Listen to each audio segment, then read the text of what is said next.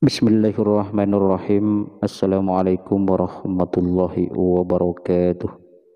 Alhamdulillahilladzi hadana li hadza wa ma kunna linahtadiya laula an hadanallah.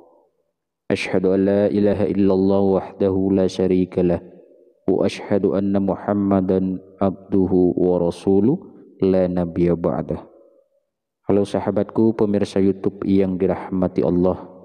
Senang sekali kita semua bisa berjumpa kembali di channel ini. Tentunya harapan dan doa saya semoga yang menyimak video ini selalu diberikan kesehatan, umur yang barokah dan diluaskan rezekinya oleh Allah Subhanahu wa taala. Amin amin Allahumma amin.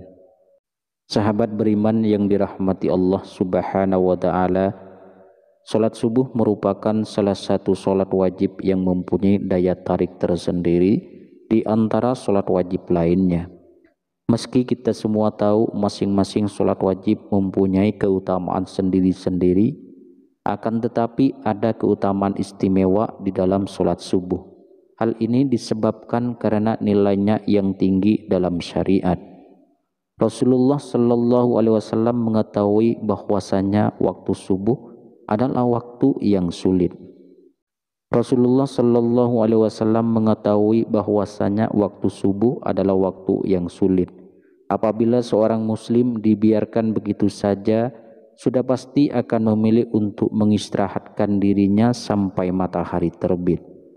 Oleh karena itu Rasulullah Shallallahu Alaihi Wasallam menghususkan sholat mulia ini dengan keistimewaan tunggal dan sifat-sifat tertentu yang tidak terulang pada salat lainnya. Banyak sekali keutamaan yang kita dapat di waktu subuh.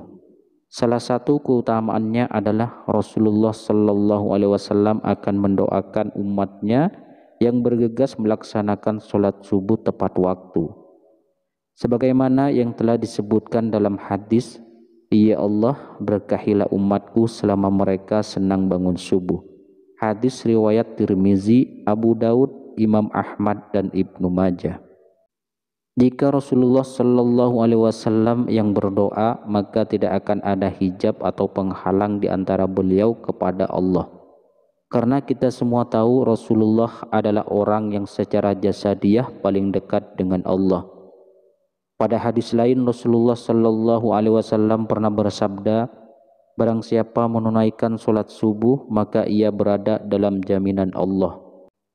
Maka jangan kamu mencari jaminan Allah dengan sesuatu selain dari sholat, yang pada saat kamu mendapatkannya justru kamu tergelincir ke dalam api neraka." Hadis riwayat Muslim. Apabila Allah yang memberikan jaminan, maka tidak ada keraguan sedikitpun bagi kita untuk mengingkarinya. Selain itu, waktu subuh adalah waktu terlebih untuk mendapatkan rahmat dan ridho Allah Subhanahu wa taala.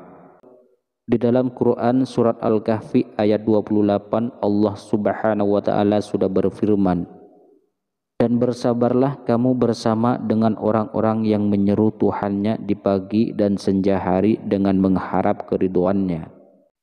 Dan janganlah kedua matamu berpaling dari mereka karena mengharapkan perhiasan dunia ini. Dan janganlah kamu mengikuti orang yang hatinya telah kami lalaikan dari mengingat kami, serta menuruti hawa nafsunya dan adalah keadaannya itu melewati batas."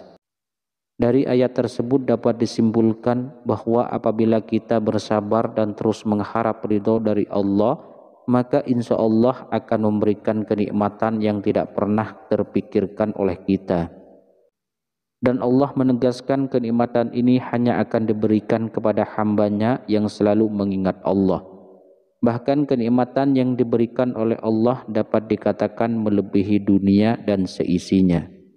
Dari Aisyah radhiyallahu anha, Rasulullah Shallallahu Alaihi Wasallam pernah bersabda, 2 rakaat saat fajar pahalanya lebih indah daripada dunia dan seisinya. Hadis riwayat Tirmizi. Selain itu Allah juga menjamin 5 hal bagi hamba-hambanya yang mengerjakan sholat subuh tepat waktu. Yang pertama, pahalanya seperti sholat 1 malam penuh. Dari Utsman bin Affan radhiyallahu anhu, beliau berkata, Rasulullah shallallahu alaihi wasallam bersabda, barang siapa yang sholat isya berjamaah, maka seakan-akan dia telah sholat setengah malam. Dan barang siapa sholat subuh berjamaah, maka seakan-akan dia telah melaksanakan sholat malam 1 malam penuh. Hadis riwayat Muslim. Artinya adalah kita akan mendapatkan pahala yang sangat banyak di sisi Allah. Pahala tersebut tidak hanya di dunia saja, bahkan saat di akhirat kelak Allah akan berikan pertolongannya kepada hamba-hambanya yang mengerjakan sholat subuh tepat waktu. Dan pahala dunia yang insya Allah kita akan dapat adalah Allah akan mencukupkan rezeki kita dan akan memberikan kemudahan bagi seorang hambanya saat dihadapkan pada suatu masalah. Lalu yang kedua, sebagai sumber cahaya di hari kiamat. Saat kiamat datang, seluruh alam semesta akan hancur. Matahari akan digulung sehingga keadaan menjadi gelap gulita dan semua makhluk akan mati. Di saat kita dibangkitkan dan dikumpulkan di padang mahsyar untuk menghadapi pengadilan Allah, maka disitulah akan terlihat cahaya dari orang-orang yang masa hidupnya di dunia sering mengerjakan kewajiban sholat 5 waktu. Dan diantaranya adalah sholat subuh. Cahaya inilah yang akan menerangi orang-orang yang beriman, yang tidak pernah meninggalkan sholat 5 waktu. Dan akan semakin terlihat terang manakala seorang hamba rajin mengerjakan sholat subuh maupun sholat subuh tepat waktu. Yang ketiga, dijanjikan masuk surga. Ini memang tidak ada satu orang pun yang tak ingin masuk surga dengan segala kenikmatannya. Diriwayatkan dari Abu Musa al-Ash'ari, ia berkata bahwa Rasulullah Shallallahu Alaihi Wasallam bersabda, barang siapa yang mengerjakan sholat burdin, yaitu sholat subuh dan sholat asyar, maka dia akan masuk surga. Hadis riwayat Bukhari dan Muslim. Dari hadis tersebut dapat kita simpulkan bahwa ada 2 waktu sholat yang mempunyai keutamaan lebih besar dibanding keutamaan sholat wajib lainnya. Kenapa bisa seperti itu? Sebagian besar ulama berpendapat karena 2 waktu tersebut adalah waktu yang sulit. Maksudnya adalah kita semua tahu bahwa waktu subuh adalah waktu di mana kita sedang enak-enaknya mengistirahatkan tubuh atau tidur. Dan waktu asar adalah waktu di mana kita sedang sibuk-sibuknya bekerja untuk mencari rezeki. Jadi untuk bisa mengerjakan secara tepat waktu rasa-rasanya sulit. Oleh karena itu Allah memberikan keutamaan lebih dibanding dari sholat wajib yang lainnya. Yang keempat, selalu dalam lindungan Allah. Tiada perlindungan yang lebih diinginkan oleh seorang hamba melainkan hanya perlindungan dari Allah Subhanahu wa taala.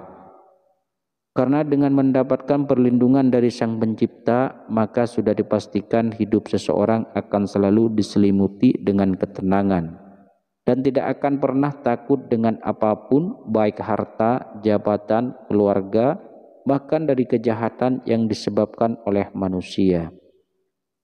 Dari Jundab bin Sufyan, Rasulullah Shallallahu Alaihi Wasallam bersabda, barang siapa yang menunaikan sholat subuh maka ia berada dalam jaminan Allah. Maka jangan coba-coba membuat Allah membuktikan janjinya. Barang siapa yang membunuh orang yang menunaikan sholat subuh, Allah akan menuntutnya sehingga Allah akan membenamkan mukanya ke dalam neraka. Hadis riwayat Muslim, At-Tirmizi dan Ibnu Majah. Dari hadis tersebut dapat disimpulkan bahwa Allah akan memberikan balasan bagi siapapun yang menghalangi orang lain untuk mengerjakan sholat, terutama adalah sholat subuh. Kemudian yang kelima, dapat melihat Allah.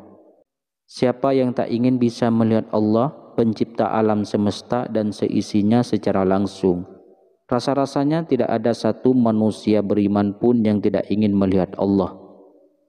Dari Jabir bin Abdullah radhiyallahu anhu, ia berkata, kami sedang duduk bersama Rasulullah sallallahu alaihi wasallam, kita melihat bulan purnama. beliau berkata, sungguh kalian akan melihat Rabb kalian sebagaimana kalian melihat bulan yang tidak terhalang dalam melihatnya.